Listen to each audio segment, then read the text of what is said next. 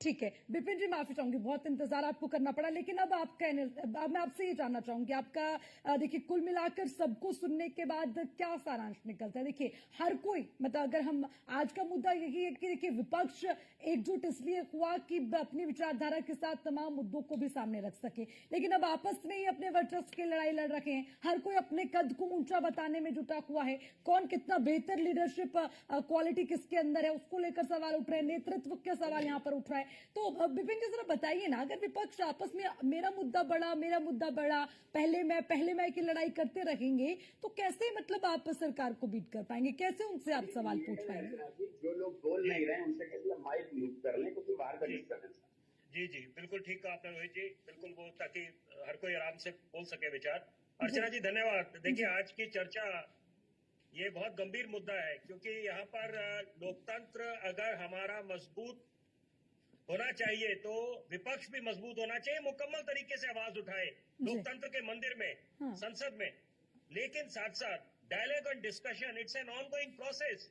जब डायलॉग और डिस्कशन ही नहीं हो पाएगा तो आप और कार्रवाई स्थगित पे स्थगित होती जाएगी, तो वहां पर किसका नुकसान है? एक आम आदमी का, जो बड़ी उम्मीदें लगा के बैठा है कि यहाँ पर जब लोकतंत्र के महापर्व में वो अपनी भूमिका निभाता है, अपने कंफर्ट जोन से बाहर निकलता है, अपना बेशकीमती वोट डालने के लिए, वो इस उम्मीद से निकलता है कि उसके जो अधूरे सपने हैं वो पूरे होंगे और विकास की गति और तेज होगी।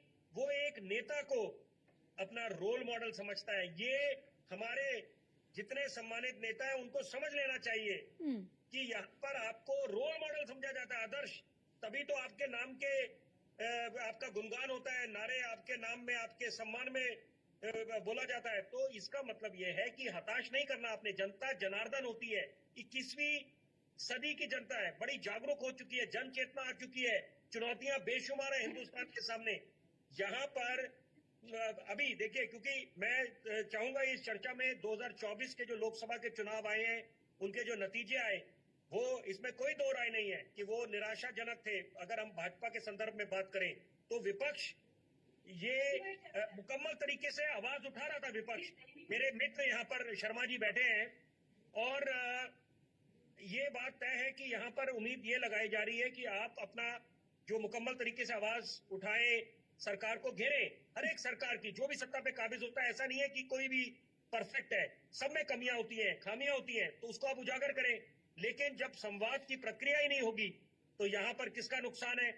और सबसे बड़ी बात है कि जब 2024 के लोकसभा के चुनाव आए तो ये उम्मीद करी गई थी कि आप कम से कम, क्योंकि उसके पहले जब इंडिया अलायंस का गठन हुआ तो वहां पर पहले इस बात की एक मशक्कत चल रही थी कि किसके सर पे सहरा बंधेगा, कौन इसका नेतृत्व करेगा। तो अभी घूम फिर के बैक टू स्क्वायर वन हो गया है कि यहाँ पर फिर वही वाली बात आ रही है नेतृत्व को लेकर, और उसके पीछे भी कारण है। देखिए कोई रॉकेट साइंस नहीं है कि यहाँ पर जब 2024 लोकसभा के नतीजे आए उसके बाद बड़ी उम्मीद लगा रहे थे, और राहुल गांधी जी ने अच्छा काम करना शुरू कर दिया था, जिस तरह से वो बुलंद तरीके से आवाज अपनी उठा रहे थे, मुद्दों को उठा रहे थे। लेकिन उसके बाद हरियाणा और महाराष्ट्र के जो नतीजे आए हैं वो तो बिल्कुल एक तरफ बार बार राहुल गांधी जी भी बोल रहे थे कि आंधी आने वाली है, यहाँ पर कांग्रेस की सुपड़े साफ हो जाएंगे। लेकिन इसके इतर यहाँ पर अगर जो भाजपा बाजी मार गई हरियाणा में, उसके बाद महाराष्ट्र में, तो यहाँ पर मनोबल, क्योंकि मनोबल पे बहुत कुछ निर्भर करता है कि आप, ये उतार चढ़ाव चलता रहता है। तो यहाँ पर अभी अगर सही मायने में हमारे नेता ये चाहते हैं कि संसद की कार्रवाई चले और कई महत्वपूर्ण बिल जो है पास होने हैं और आगे देश की जो जितने तमाम चुनौतियां हैं उससे निपटा जाए, और सबसे बड़ी बात है कि देश को अपने महाशक्ति बनाना है, अर्थव्यवस्था को और मजबूत करना है, उसके लिए विपक्ष का स्ट्रॉन्ग होना जरूरी है ना विपिन जी। सवाल तो ये महत्वपूर्ण हो जाता है, क्योंकि इन मुद्दों को उठाएगा कौन? बिल्कुल, मतलब विपक्ष के ही तो नेता उठाएंगे ना। अब विपक्ष के नेता अगर ये कहेंगे कि हमारा मुद्दा ज्यादा महत्वपूर्ण है, फिर कैसे बात बन पाएगी? जी मैं उसी का उत्तर दे रहा हूँ। देखिए मुद्दा ही वही है, पेच फंसा क्यों हुआ है कि यहाँ पर आप अगर सही मायने में सरकार को घेरना चाहते हैं तो आप सदन की कार्रवाई होने दें और यहाँ पर आपके पास सक्सेना जी। लेकिन हंगामे के बीच अगर संसद की कार्रवाई स्थगित कर दी जाती है तो वहां पर ये मुझे लगता है बहुत दुखद बात है, चिंता का विषय है यहाँ पर, क्योंकि ये देखा गया है अक्सर। तो यहाँ पर जनता को भी अच्छा संदेश नहीं जाता, और हिंदुस्तान विश्व का सबसे बड़ा लोकतंत्र है और यहाँ पर लोग उम्मीदें लगा के बैठे हैं कि यहाँ पर कई हम लोग चुनौतियों से निपटे हैं। कोरोना काल जब सदी की सबसे बड़ी महामारी है, बहुत अच्छी नजीर पेश करी है हमने। तो यहाँ पर अब मुझे लगता है नजीर पेश करनी है, एक मिसाल कायम करनी है हमारे नेताओं ने।